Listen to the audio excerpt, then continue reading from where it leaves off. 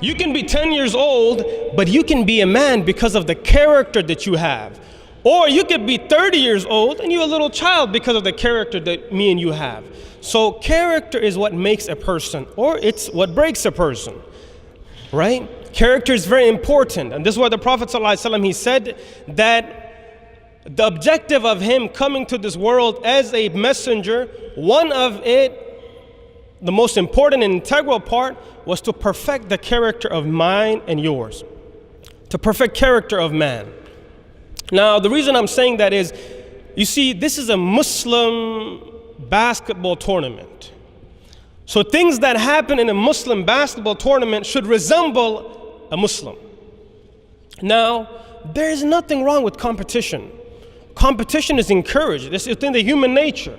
You want to play ball with me? I'm going to make sure that you don't bring it into my house. I'm going to try to defend. I'm going to play my game. And that's respectable. You do your thing. But in that, I shouldn't be forgetting the fact that I am a Muslim. Now, the reason I say that, you see, this doesn't only apply to a basketball game. A lot of times when we're caught up in the game of life, not the board game, the game of life, the actual life, we get caught up also. And we are not aware, just like when you are on D or you're on offense and you have to take it to the hole. You are just your eyes are on the goal, and you are unaware of the people around you. I will be unaware of what I'm doing. I just want to take it to the hole. That's it. But in that process, I may offend somebody, foul somebody, do something to somebody, which I'm unaware of. Same thing happens in life. Sometimes we have ambitions and goals in life, and in going towards that, I may hurt somebody. I may foul somebody, offend somebody, but that is not in the nature of a Muslim. Going back to the point that this is a Muslim basketball tournament. So, alhamdulillah, again, competition is great, but at the end of the day, we should be well aware of our character. Character is what makes us. Character. The heaviest on the day of judgment won't be your prayer, although that's the first thing to be questioned about. And a person who is found sufficient in his or her prayer will be found sufficient in other fields. But the heaviest on the day of judgment will be the character of a person. Now, character building starts from a young age. The way you and I speak when we are 10, 12, if I can't say and if I can't compose a sentence without MFB, all that, you guys know what that means? MFB? Yeah. If I cannot compose a sentence and say, hey, how are you doing today? Without saying, yo, what's up, there's something wrong with me.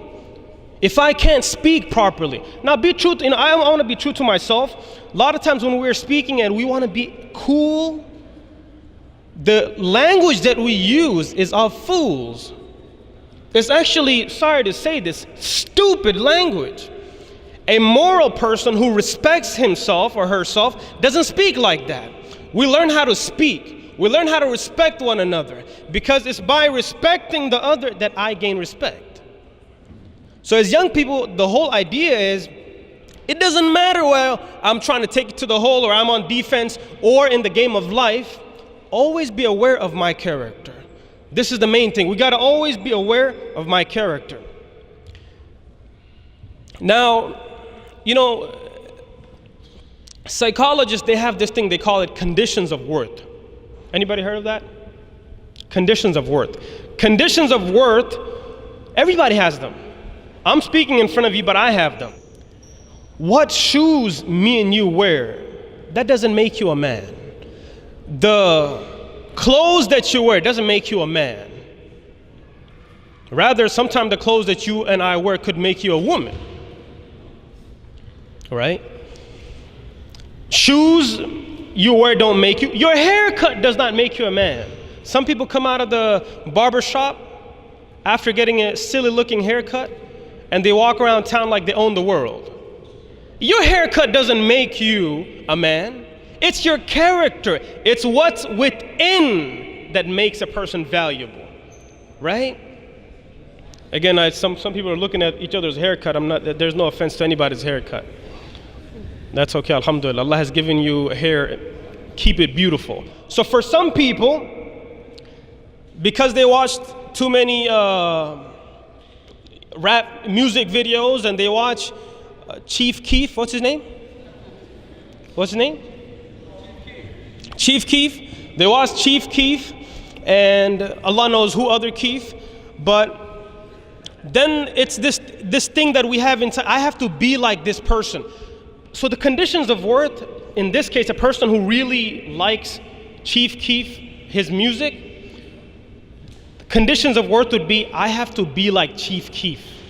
I have to wear silly looking clothes for me to be respected. I have to have a certain bounce when I walk for me to be respected. I have to talk in a certain way for me to be respected.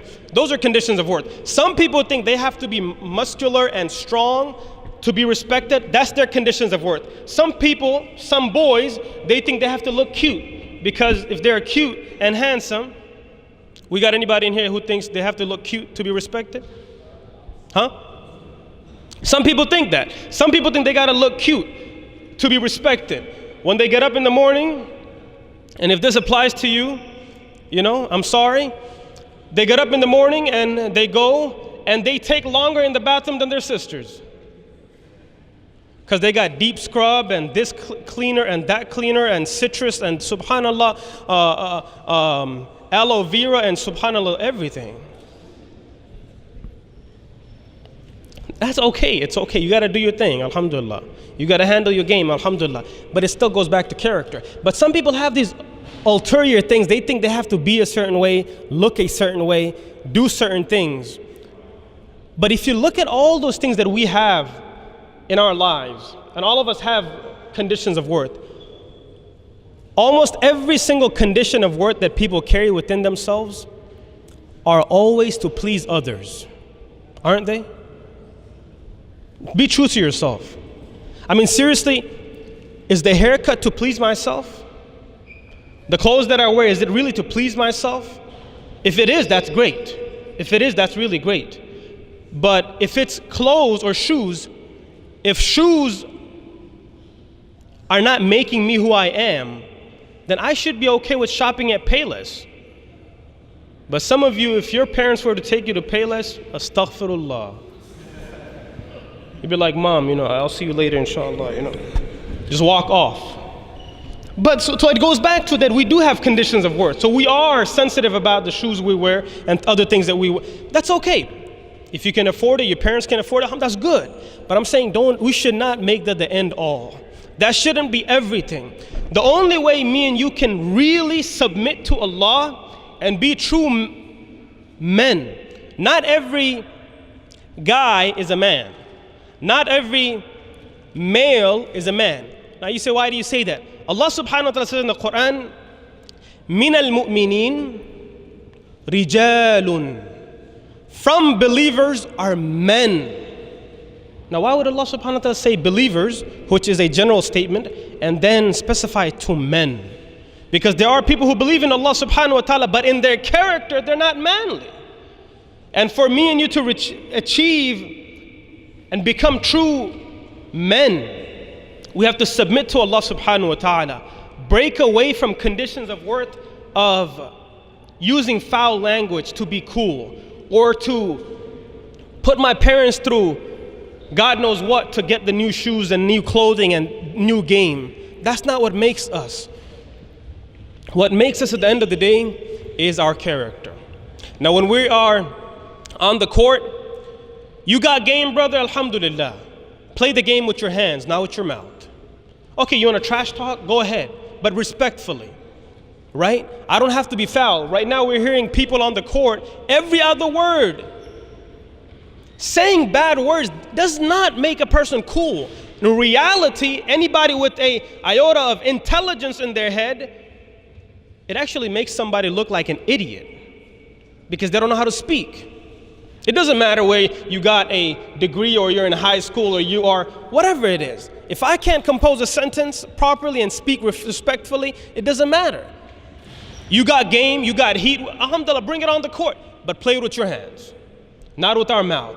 And again, that's not what a Muslim does. A Muslim is careful of their speech because everything that we say is written down. and it will be presented in front of us on the Day of Judgment. Beside that, so this event, alhamdulillah, there was money, effort, months of planning put into this. Alhamdulillah, it's wonderful to see you, brothers and sisters. May Allah subhanahu wa ta'ala bless every single one of you, your parents. May Allah subhanahu wa ta'ala brighten your future. Most of you are off for summer now. So if you're not yet, may Allah subhanahu wa ta'ala bless you in your exams. If you have taken exams, may Allah subhanahu wa ta'ala somehow change those grades that you didn't do so well in, and give you high marks. Allah subhanahu wa ta'ala is possible. He could do anything. So may Allah subhanahu wa ta'ala bless all of you. But this event took a lot of effort.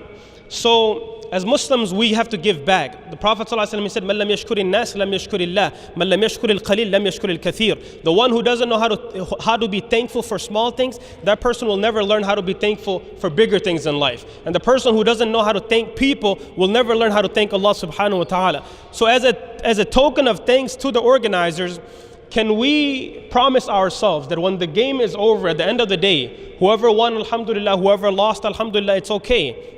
Whoever took the trophies home, alhamdulillah, come back next year, next time, prove it. But can we all make a promise to ourselves that we'll help clean up, inshallah? Can you guys do that? Can all the men say yes, inshallah?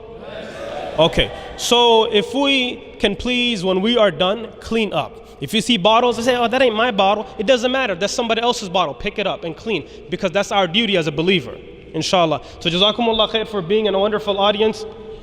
I ask you to make dua for me, inshallah, as I have a flight back in a few hours, inshallah. And again, it's wonderful to see you, brothers. Alhamdulillah, may Allah bless you. Jazakumullah khair. Assalamu alaikum wa rahmatullahi wa barakatuh.